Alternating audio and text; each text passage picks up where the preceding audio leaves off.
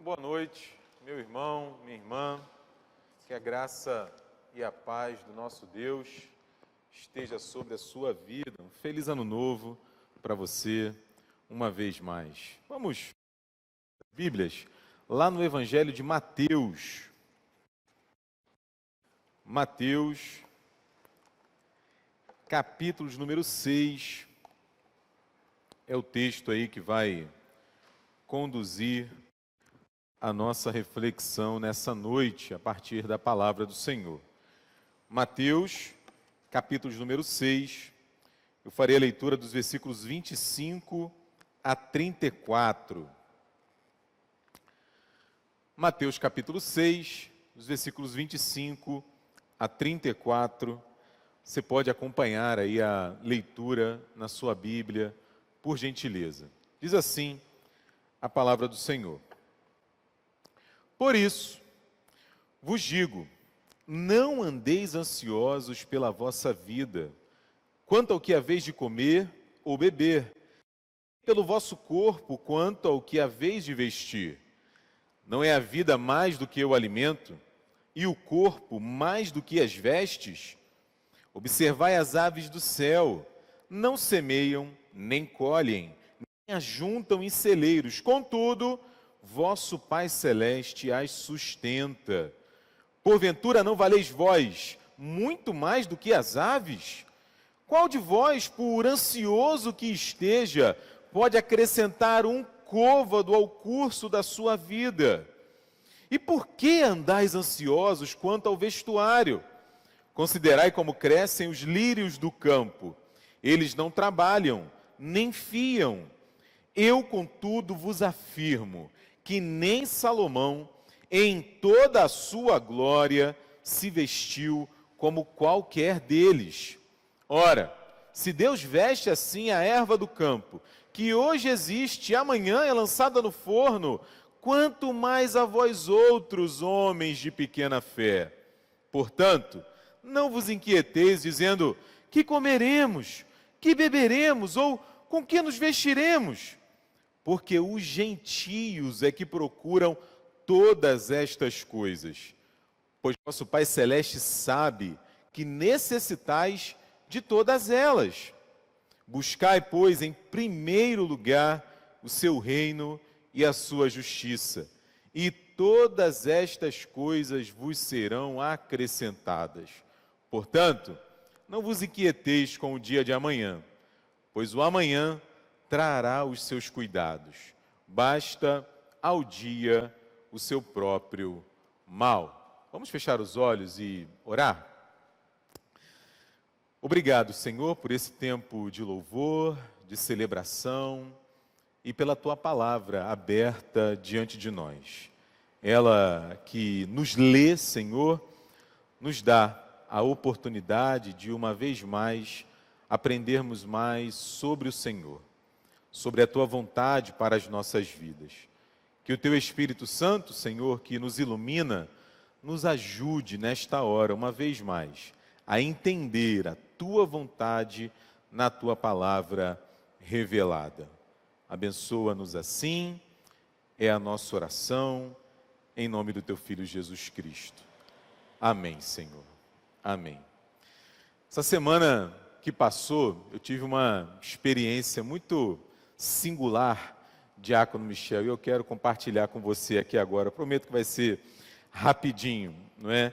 E, bom, eu não sei quanto a você, mas eu nunca fui muito ligado em planta, nunca fui. Né? Diferente da Débora, diferente do que o reverendo Cid Caldas revelou aqui para a igreja, de você, né, Rodrigo? Agora você é especialista, mas eu nunca fui muito ligado, não é que eu não goste, né? Simplesmente nunca prestei muita atenção. O Rodrigo agora tem muita planta em casa também, que eu estou sabendo, né? Está cuidando bastante. Mas enfim, né? Eu tenho duas tias que gostam muito de planta. Bianca e Dona Ana também gostam. Dona Ana tem algumas plantas lá em Nova Iguaçu, mas aqui na Tijuca a gente não costumava ter, na verdade não tinha.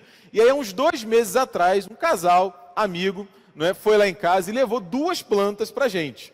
né? E aí já começaram a chegar as plantas em casa. Algumas semanas depois, a gente foi ali na CADEG, no CADEG, ali em São Cristóvão, e Bianca e Dona Ana compraram mais algumas plantas. E aí no dia de Natal, eu fui à rua e trouxe também, presbítero André, um vaso de planta, uma planta vermelha, que eu não faço a menor ideia de qual seja, né, mas muito bonita, e dei para a Bianca, ela colocou lá na mesa para decorar, para o Natal e tudo mais. E nessa semana eu fiquei sozinho em casa, né, como de vez em quando acontece, o pessoal estava todo lá em Nova Iguaçu, e na lista de tarefas que a Bianca deixou para que eu desempenhasse dentro de casa, né, uma delas, adivinha só, qual era? Né? Regar as plantas, né? Regar, molhar as plantas. E aí, gente, aí é onde eu quero chegar.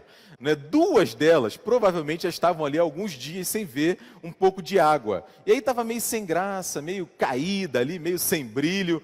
E aí eu molhei todas, mas essas duas em particular me chamaram a atenção. Porque impressionante. Impressionante, negócio de 1 hora e meia, 2 horas depois, a planta que estava meio caída, meio sem brilho, meio entristecida, deu uma levantada. Deu uma levantada, alguns brotos chegaram de fato, inclusive, a ficar de pé novamente. Ela ganhou um brilho todo especial, nem pareciam aquelas plantas de antes, simplesmente com água, simplesmente com água. E aí você deve estar pensando a essa altura, né? Ok, Diego, espetacular essa sua história, né? Singular. O que isso tem a ver com o texto que a gente leu? O que isso tem a ver com esse nosso momento aqui? Para mim, fez tudo a ver, meu irmão, a ponto de eu, inclusive, mudar o que eu ia falar, que já estava preparado, e aí eu pensei em outra coisa, que, no fim das contas, gente, no fim das contas, eu e você, assim como as plantas, não precisamos de muita coisa. No final das contas, assim como as plantas que basicamente precisam de água, ainda que depois eu fui ver, tem todo um repertório de vitamina, de alimento, de cuidado, sol, né? É importante, mas sem água a planta não sobrevive.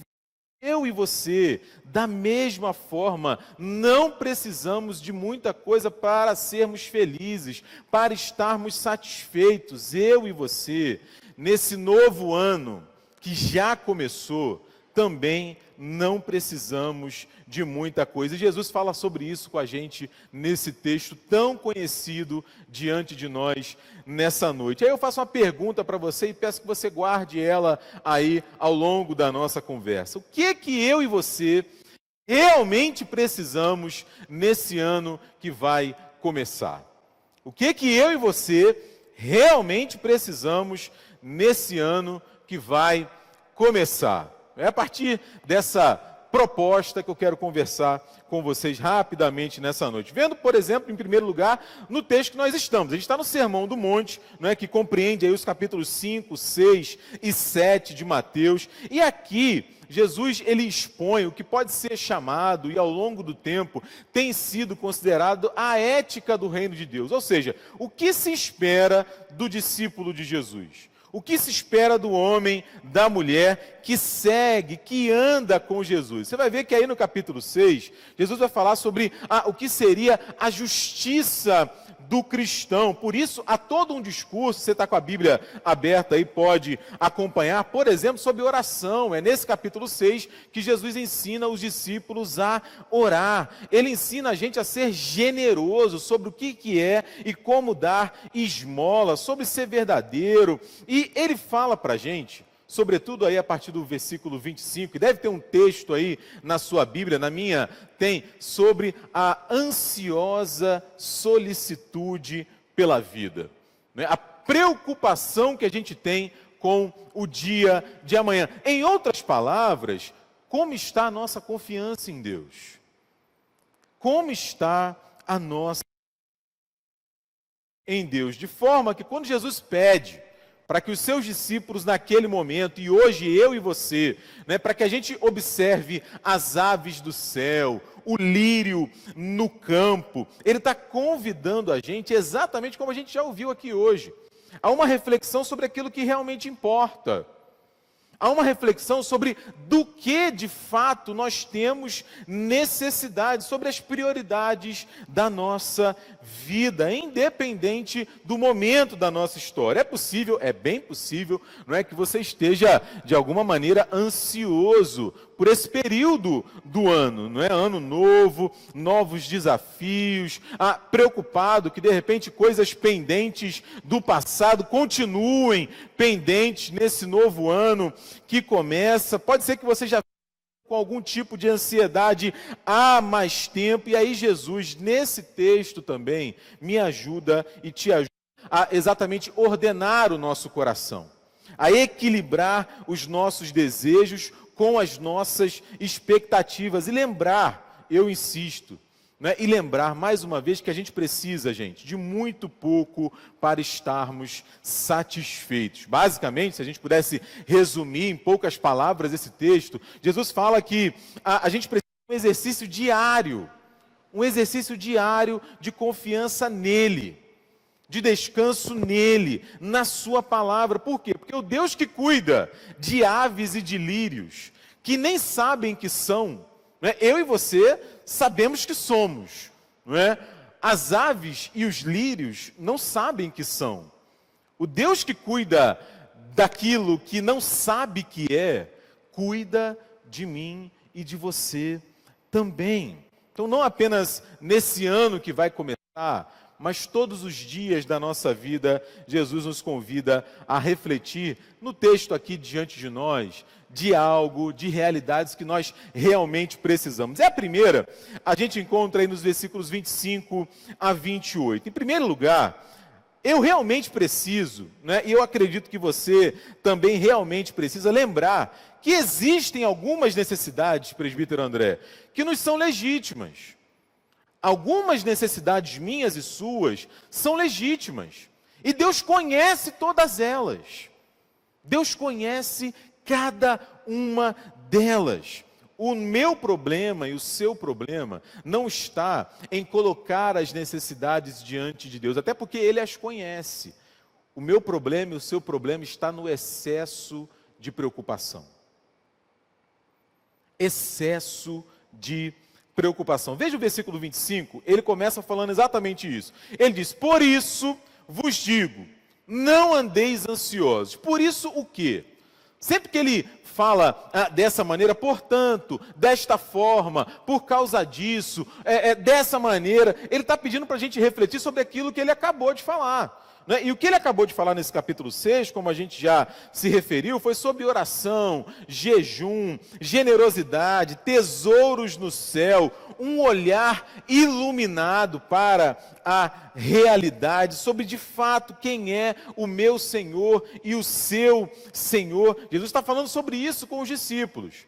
E aí ele diz o seguinte: por conta disso, por essa razão ou por razões, vocês não precisam andar ansiosos pela vida de vocês.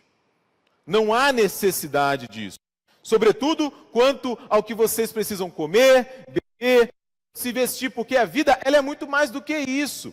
O que Jesus está fazendo aqui, para mim e para você, é uma espécie de resumo das nossas necessidades mais básicas, mais elementares: comer e beber, né? Alimentar-se e vestimenta, de alguma maneira, abrigo, proteção. E o que eu e você precisamos, além de Deus, é claro, mais do que isso? Sem comer, sem beber, sem se vestir, sem abrigo, nós não temos como sobreviver por muito tempo.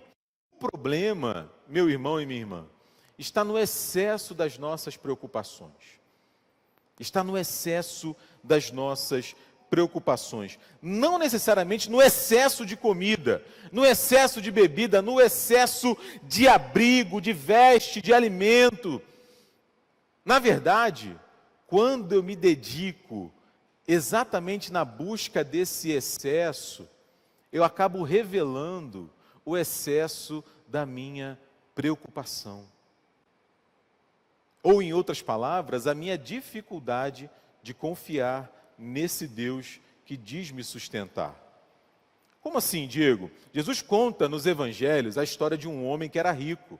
Né? A história de um homem que era rico, está lá em Lucas, no capítulo 12, nos versículos 19 a 21. É um homem que é considerado por Jesus um louco. Por quê? O texto diz assim, né? Jesus falando desse homem rico, que dizia o seguinte: em certo momento da sua vida, ele diz: então direi à minha alma, tens em depósito muitos bens para muitos anos, descansa, come, bebe e regala-te. Ou seja, desfruta daquilo que você conseguiu amealhar. E aí diz para esse homem louco: você é um louco, porque essa noite vão pedir a tua alma. E o que você tem preparado, tudo isso que você tem juntado, para quem será? Assim é o que entesoura para si mesmo e não é rico para com Deus. Qual é o problema desse homem? O problema desse homem não eram os bens que ele possuía. É claro que não. O problema desse homem é a avareza. É a confiança que ele coloca naquilo que ele tem. E não no Senhor Deus. Ao contrário do que muita gente pensa, né, e às vezes existe até um certo senso comum por aí, que Deus tem com dinheiro. Deus tem problema com riqueza. Ora, é um absurdo isso. A própria Bíblia diz que Ele é o dono do ouro e da prata. Se Ele é o dono do ouro e da prata, como é que Ele vai ter dinheiro com problema, com riqueza? É claro que não. Né? O problema de Deus, na verdade, o nosso problema é que a gente não sabe lidar com isso. A gente não sabe lidar, muitas vezes, com os bens que a gente possui. Como alguém já disse, o dinheiro, ele é um excelente servo, mas ele é um péssimo senhor. O apóstolo Paulo fala isso para o Timóteo. Ele fala lá em 1 Timóteo, no capítulo 6, no versículo 10, o amor do dinheiro é a raiz de todos os males.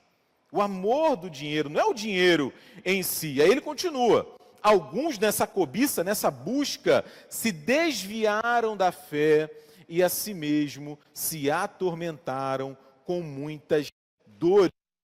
Conta, gente, no fim das contas, não faz diferença se a gente tem muito ou se a gente tem pouco. Não faz diferença, né? O volume da nossa conta bancária, vamos dizer assim, se a gente é rico ou se a gente é pobre. O que faz diferença é como a gente se relaciona com aquilo que a gente tem, ou com aquilo que a gente não tem. Porque ambas as realidades podem trazer para a gente algum tipo de sofrimento. Tem muita gente que sofre por aquilo que tem. E tem muita gente que sofre por aquilo que não tem. Como está o nosso coração diante de Deus? Porque o texto está mostrando para a gente que Deus conhece as nossas necessidades. Eu me lembrei do Salmo 139. Abre aí comigo. Lá no Salmo 139, você que os primeiros 4 versículos, olha o que o salmista diz, logo nos primeiros 4 versículos. Ele diz o seguinte, Salmo 139, os versículos de 1 a 4. Senhor, Tu me sondas e me conheces. Senhor, Tu me sondas, o Senhor vê o meu coração. Olha o versículo 2. Sabes quando assento e quando me levanto. De longe penetras os meus pensamentos, esquadrinhas o meu andar e o meu deitar e conheces todos os meus caminhos. Olha o versículo 4. Ainda a palavra não me chegou à língua. Dependendo da tradução, não me chegou à boca. E Tu, Senhor, já conheces todas. Todas, o Senhor já conhece. Ele já conhece, Ele sabe do que eu e você precisamos. Então, aqui em primeiro lugar, a gente vai recolhendo algumas lições. A primeira é exatamente essa: Deus conhece as nossas necessidades. Inclusive, claro, aquelas mais essenciais, mais básicas. Logo, eu preciso me perguntar: eu estou desesperado? E se eu estiver desesperado por algum motivo, será que eu preciso ficar desse jeito? Será que eu preciso ficar desse jeito?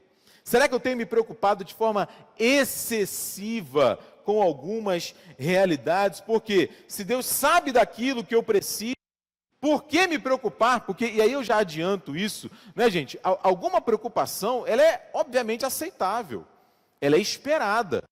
Se eu vivo ao contrário, completamente preocupado, né, de forma quase irresponsável, também eu estou errado, também eu estou equivocado. Alguma preocupação é esperada, mas desespero, uma ansiedade desmedida, será que é esse o caminho? Porque é nesse contexto que Jesus está falando de ajuntar tesouros no céu.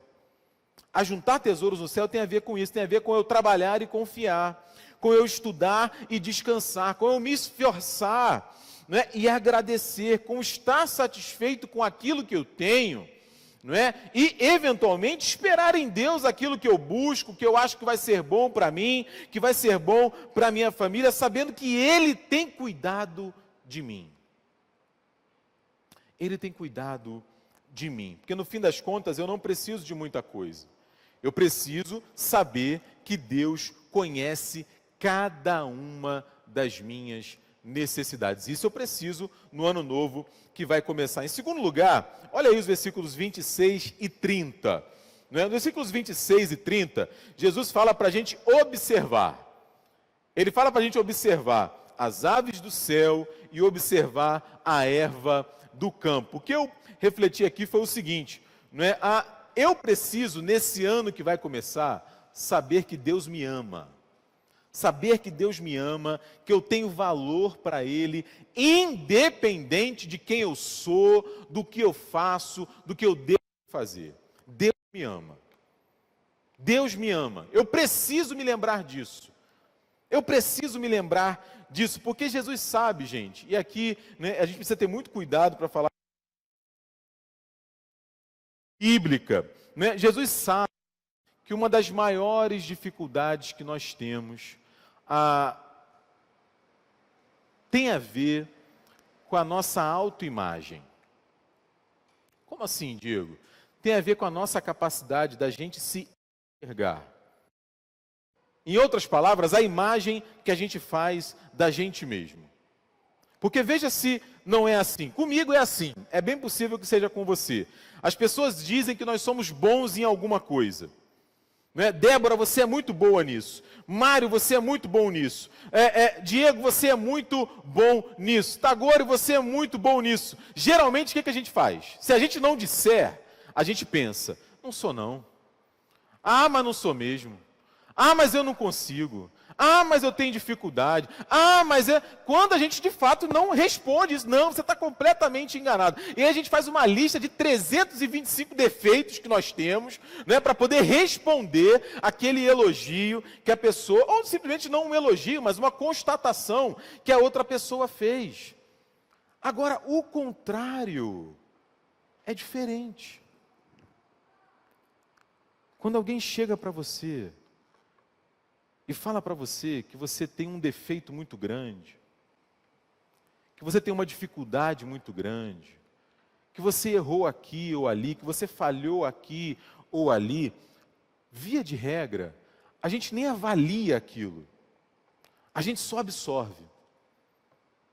A gente só absorve. Não, realmente, eu sou ruim mesmo. Não, realmente, eu não dou conta. E aí são maridos, por exemplo, que não se sentem suficientes para as suas esposas. Vivem preocupados, inseguros, angustiados, com medo de serem abandonados, de serem traídos, que não confiam nos seus amigos, que não se relacionam com outras pessoas. E o contrário é óbvio que é verdadeiro. São esposas que não se sentem suficientes para os seus maridos.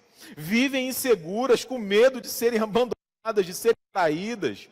São adolescentes que não conseguem se encaixar, têm dificuldade, e aí para fazerem parte do grupo, para serem acolhidos, para serem abraçados, muitas vezes abrem mão dos seus valores, abrem mão daquilo que aprenderam, confiam mais em quem está fora de casa do que em quem está dentro de casa. São jovens que vão entrando aí na idade mais adulta, vão vendo os seus amigos se casando, tendo filhos, e aí os relacionamentos eventualmente não estão dando certo, e aí ficam se perguntando, o defeito está comigo. Eu nunca vou conseguir. Eu não vou casar. E por aí vai. Porque nós temos uma grande dificuldade com a nossa imagem. com a imagem que a gente faz de si mesmo. Por quê, meus irmãos? A gente não se vê, ou pelo menos temos muita dificuldade de nos enxergarmos como Deus nos enxerga. Você reparou como Deus nos enxerga no texto? Eu vou repetir. Porventura, vocês não valem muito mais do que aves?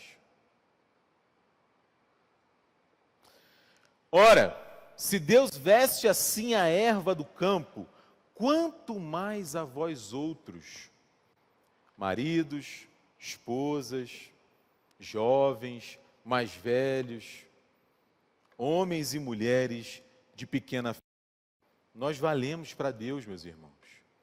E veja, antes que eu seja mal compreendido, aqui, de modo algum, está um discurso de autoajuda.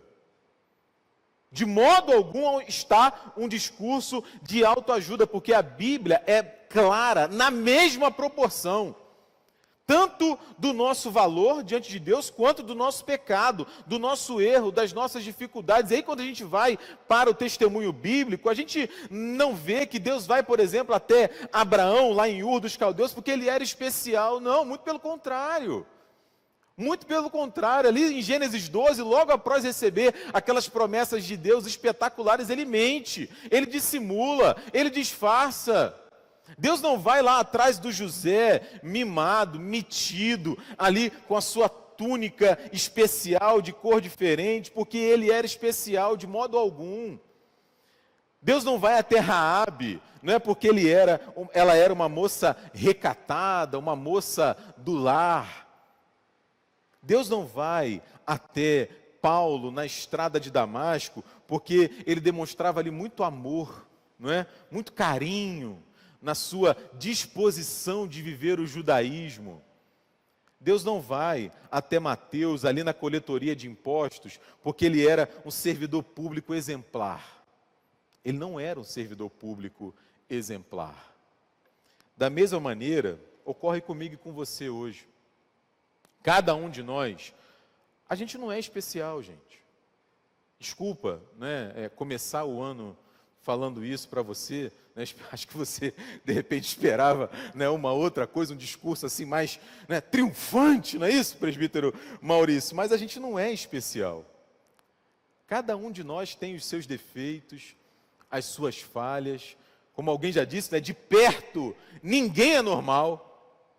De perto ninguém é normal. Os nossos desvios morais, os nossos pecados, mas ainda assim, apesar de nós, Ele nos ama.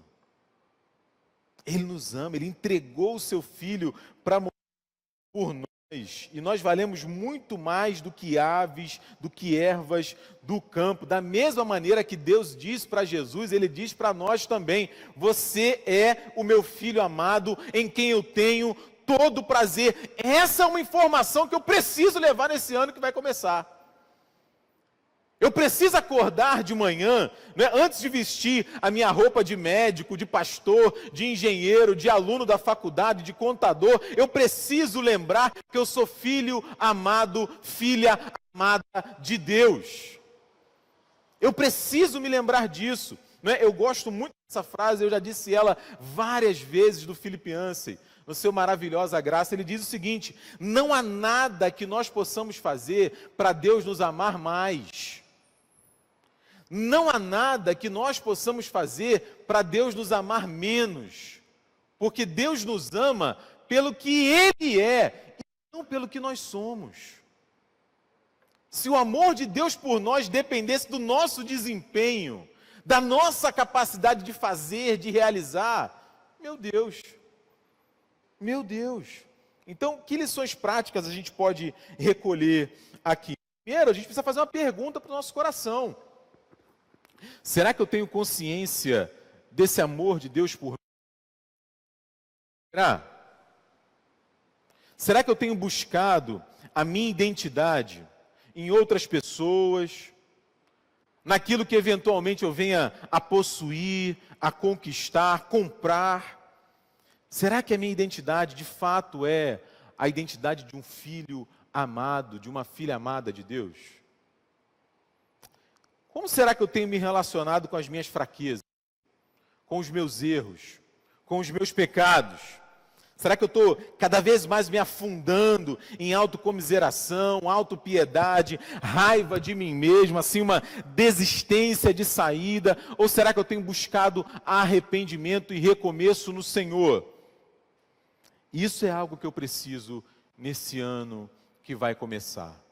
Eu preciso lembrar que eu tenho valor para Deus, que Deus me ama. E finalmente, gente, para a gente terminar aqui, veja os versículos 27 a 34. Tem mais uma verdade aí que Deus nos lembra que eu e você precisamos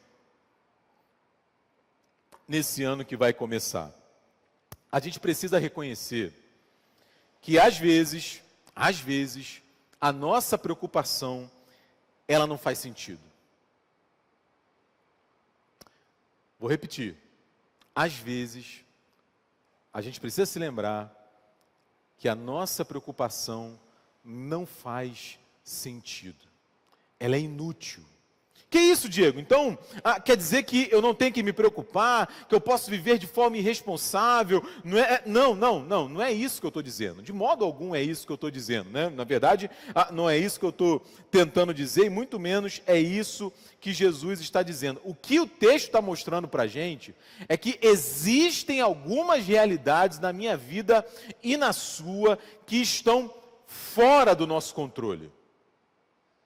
Estão além do nosso controle. A gente não tem nenhuma ingerência. Porque olha o versículo 27.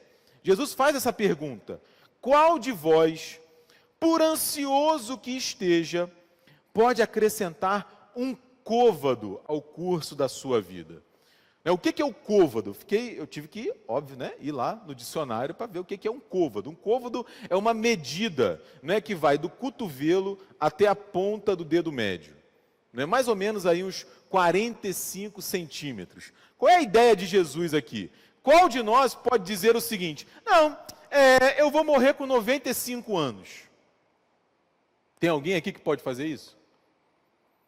Não, eu vou projetar a minha vida, eu vou ver o casamento do Davi e do João. Então, depois que eles morrerem não, meu filho? Depois que eles casarem, tiverem os netos, todo mundo tiver estudado, formado, aí eu vou morrer. Alguém aqui pode fazer isso? A gente não pode decidir em que momento a nossa vida vai terminar. Por mais ansioso, por mais preocupado que a gente esteja, existem coisas que estão simplesmente fora do nosso controle. Por isso é inútil a gente se preocupar com elas. E é óbvio que a gente simplesmente ignora isso. A gente simplesmente, solenemente, ignora isso. E a gente vai se preocupando, por exemplo, com as decisões que as pessoas tomam, quando a gente não tem nenhum controle sobre elas.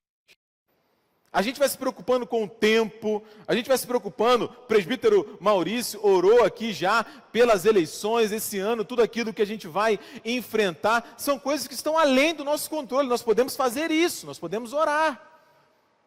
O problema, gente, e essa é uma parte muito importante desse texto, é que Jesus fala para a gente que quem vive dessa maneira é o gentio. É o gentio.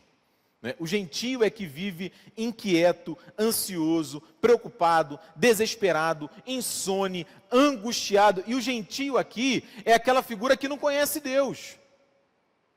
A imagem aqui é da figura da pessoa que não conhece Deus, não sabe quem Deus é, não sabe como Deus age, não sabe que é um filho amado de Deus. O gentio, ele é aquele indivíduo, é aquela pessoa que está matando o seu leão todo dia, que está ali conquistando com o suor do seu rosto, com as suas ações, com a sua força, com a sua esperteza, com a sua inteligência, o seu lugar ao sol. O gentio faz isso e dificilmente ele tem paz, porque a qualquer momento, gente, a qualquer momento, alguém mais esperto do que ele, mais jovem do que ele, mais bonito do que ele, com mais títulos do que ele, que dorme menos do que ele, eu acho essa muito legal. Enquanto eles dormem, você conquista. Eu acho isso maravilhoso, espetacular. E aí a gente vê miríades de pessoas angustiadas, entristecidas, desalentadas. Por quê? Porque está vivendo como um gentio que não sabe, né? E fica sempre se perguntando. Olha o versículo 31. O versículo 31 fala disso. Fica sempre se perguntando, o gentio que faz isso. O que eu vou comer? O que eu vou beber? Como vai ser o amanhã? O que vai ser em 2022? Como é que eu vou enfrentar a realidade nesse novo ano que vai começar? Se eu sei que eu tenho um Pai que me ama, a minha preocupação é outra, diz Jesus no texto. A minha preocupação não é conquistar, não é possuir. A minha preocupação é buscar, em primeiro lugar, o reino de Deus e a sua justiça. E só aqui a gente podia levar mais meia hora, e muito mais. Mas em pouquíssimas palavras, né, o reino de Deus e a sua justiça tem a ver com a vontade de Deus nas nossas vidas. Fazendo isso, eu não preciso me inquietar com o dia de amanhã. Eu posso viver como Jesus fala para eu viver, considerando um dia de cada vez. Eu não sei, por exemplo, se esse ano, não é, que começou agora, eu vou ver o meu irmão. Meu irmão mora longe. É muito caro ir onde ele mora. Amanhã é aniversário dele. Eu não sei se eu vou conseguir vê-lo. Mas eu não tenho como me preocupar com isso. O que eu faço? Eu faço o meu melhor e deixo isso nas mãos de Deus. Eu não sei se meu filho vai bem na escola. Eu não sei se eles vão ter algum problema de saúde, se tudo vai correr bem. Eu não tenho como me preocupar com isso. Eu deixo nas mãos de Deus e faço o meu melhor. Eu não sei se nesse ano que começou agora, eu vou perder alguém que eu amo. Eu não sei. Eu perdi alguém que eu amava no ano passado. Mas eu não posso viver preocupado com isso. Eu deixo nas mãos de Deus e faço o meu melhor com aqueles que Deus me deu para partilhar a vida. Eu não sei, por exemplo, como é que serão os 2 semestres da minha faculdade nesse ano. Semestre passado foi tenso, quase que o negócio deu ruim, presbítero André. O que eu faço? Eu faço o meu melhor e deixo nas mãos de Deus. Como que eu tenho vivido? Será que eu tenho vivido como alguém que conhece a Deus ou como um gentio que não sabe quem Deus é, que não sabe como Deus age? Qual tem sido o meu nível de preocupação? Principalmente com as coisas que eu não tenho controle algum. Principalmente com as coisas que eu não tenho ingerência alguma. Porque veja, gente, eu já falei isso aqui uma vez em outra oportunidade. O fato de eu e você não termos controle não quer dizer que essas coisas estão fora de controle. Elas estão no controle de Deus. Elas estão no controle de Deus. Essa é uma verdade que eu posso levar para o novo ano que começa. Porque como as plantas, a gente não precisa de muita coisa para sobreviver. As plantas precisam basicamente de água. Não é? Eu preciso aprender a confiar em Deus. Eu preciso aprender que existe um Deus no céu que conhece cada uma das minhas necessidades. Necessidades legítimas, diga-se de passagem. O meu problema é que às vezes eu me preocupo demais. E isso tem a ver com eu ajustar a minha imagem com a imagem que Deus tem de mim. A minha imagem com a imagem que Deus tem de mim. E, finalmente, eu preciso saber, nesse novo ano que começa, eu preciso me lembrar que existem algumas realidades, algumas coisas que simplesmente não faz o menor sentido à minha preocupação. Eu preciso aprender a colocar tudo isso diante de Deus. E todas essas verdades, meus irmãos, elas são dramatizadas, elas são simbolizadas na mesa, na ceia que nós... Por isso eu peço que você feche seus olhos, nós vamos consagrar esses elementos ao Senhor.